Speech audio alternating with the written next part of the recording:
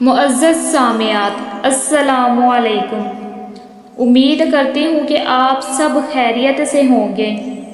میں آپ کو بتاتے چلوں کہ رمضان رحمت، مغفرت اور قرب الہی کا مہینہ ہے۔ رمضان اللہ تعالیٰ کا عطا کردہ خاص مہینہ ہے۔ یہ مہینہ صرف بھوکا پیاسا رہنے کا نام نہیں بلکہ دل، زبان، عمل اور روح کی تربیت کا مہینہ ہے۔ اللہ تعالیٰ فرماتے ہیں، اے ایمان والو، تم پر روزے فرض کیے گئے جیسے تم سے پہلے لوگوں پر فرض کیے گئے تاکہ تم پرہیزگار بن جاؤ۔ یہ آیت ہمیں سکھاتی ہے کہ رمضان کا اصل مقصد تقویٰ اور اللہ تعالیٰ کا خوف دل میں پیدا کرنا ہے، صرف بھوک پیاس نہیں۔ کیا آپ کو پتہ ہے رمضان میں روزے رکھنے کے کئی جسمانی اور روحانی فوائد ہیں؟ میں آپ کو پہلے جسمانی فوائد بتاتی ہوں۔ روزہ جسمانی صحت کے لیے مفید ہے۔ بھوک اور پیاس سے معدہ اور نظام ہضم مضبوط ہوتا ہے، خون صاف رہتا ہے، وزن متوازن رہتا ہے اور میٹابولزم بہتر ہوتا ہے۔ سونے اور جاگنے کا شیڈول درست ہوتا ہے۔ کچھ تحقیقات کے مطابق روزہ دل کی صحت بہتر کرتا ہے، شوگر اور کولیسٹرول کنٹرول رہتا ہے۔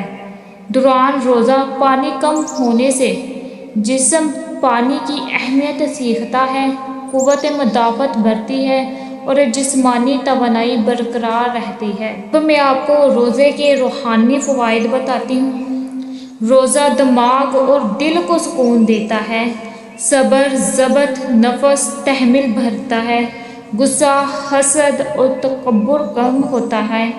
قرآن اور احادیث کے مطابق روزہ دل کی پاکیزگی اور اللہ کی قربت کا ذریعہ ہے۔ دماغ سکون محسوس کرتا ہے، توجہ اور یادداشت بہتر ہوتی ہے۔ روحانی طور پر انسان کی نیت درست ہوتی ہے، اخلاق بہتر ہوتے ہیں اور دوسروں کی مدد اور رحم دلی کی عادت بڑھتی ہے۔ یہ مہینہ تقویٰ اور روحانی ترقی کا بہترین ذریعہ ہے۔ روزے میں ہمیں کس کس چیز سے پرہیز کرنی چاہیے؟ زبان یعنی جھوٹ، غیبت، بدزبانی سے پرہیز کرنی چاہیے۔ دل یعنی حسد، تکبر اور نفرت سے پاک ہونا چاہیے۔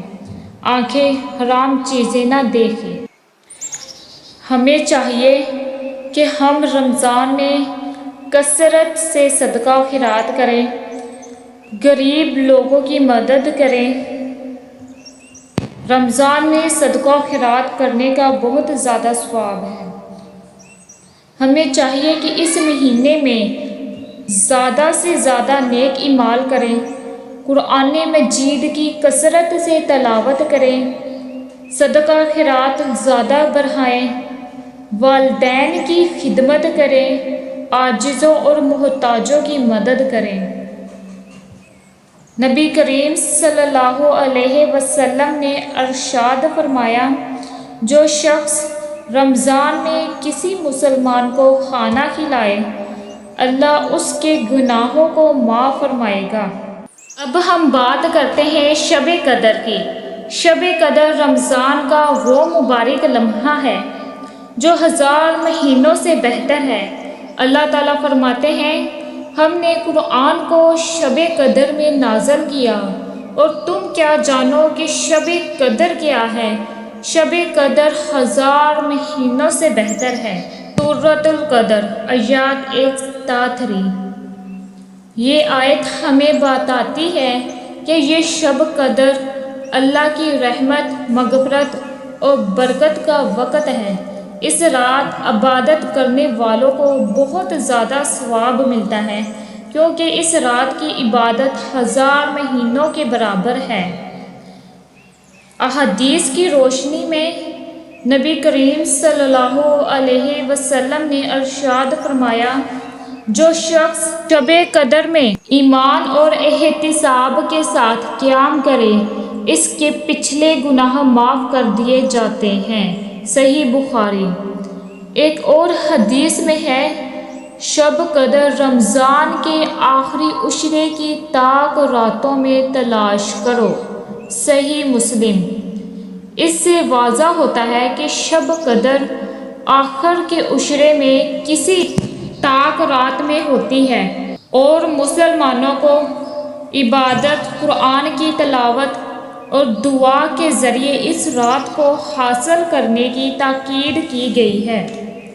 شب قدر کے روحانی فوائد: گناہوں کی معافی۔ اس رات کی عبادت کرنے والا اللہ کی رضا حاصل کرتا ہے اور پچھلے گناہوں سے پاک ہو جاتا ہے۔ دعا اس رات مستجاب ہوتی ہے، خاص طور پر ایمان اور تقوی کے ساتھ۔ قرآن کی نازل ہونے کی یاد دلاتی ہے کہ یہ رات علم، ہدایت اور حق و باطل کو سمجھنے کی رات ہے۔ تقوی اور روحانی تربیت: عبادت کرنے سے دل صاف ہوتا ہے، نفس پر قابو آتا ہے اور اللہ کی قدرت حاصل ہوتی ہے۔ شب قدر میں کرنے والے اعمال: نوافل اور رات بھر قیام، قرآن مجید کی تلاوت، آیات سمجھ کر پڑھنا اور اس پر عمل کرنا، دعا اور استغفار، خاص طور پر محتاجوں کی مدد کرنا شب قدر کو ثواب کو بڑھاتا ہے۔ مختصر، یہ شب قدر اللہ تعالیٰ کی طرف سے ایک بہت بڑی نعمت اور رحمت ہے۔ یہ رات عبادت، دعا، تلاوت اور نیکی کا وقت ہے۔ قرآن اور احادیث کے مطابق یہ رات 1000 مہینوں سے بہتر ہے۔ شب قدر کی عبادت کرنے والا مسلمان اپنے دل کو صاف کرتا ہے، اللہ تعالیٰ کی قربت حاصل کرتا ہے اور پچھلے گناہوں سے پاک ہوتا ہے۔ یہ رات تقوی، صبر اور رحمت کا درس دیتی ہے اور رمضان کے روحانی مقصد کو مکمل کرتی ہے۔ رمضان ہمیں بدلنے کے لیے آیا ہے۔ روزہ صرف جسمانی نہیں بلکہ عمل، اخلاق اور روح کی پاکیزگی کی ضرورت ہے۔ نیت کریں، نماز کی پابندی کریں، قرآن مجید کی روزانہ تلاوت کرنے کی عادت ڈالیں، دوسروں کی مدد کریں، دل کو صاف کریں، حسد، تکبر کو ختم کریں اور سب مل کر دعا کریں، اللہ ہمیں سچا مسلمان بنائے، اللہ ہمارے گناہوں کو بخشے اور ہمیں جنت میں داخل فرمائے، ہمارے اخلاق کو اچھا بنائے اور ہمیں جھوٹ، غیبت، بدگمانی، حسد، تکبر، غرور سے بچائے۔ آمین۔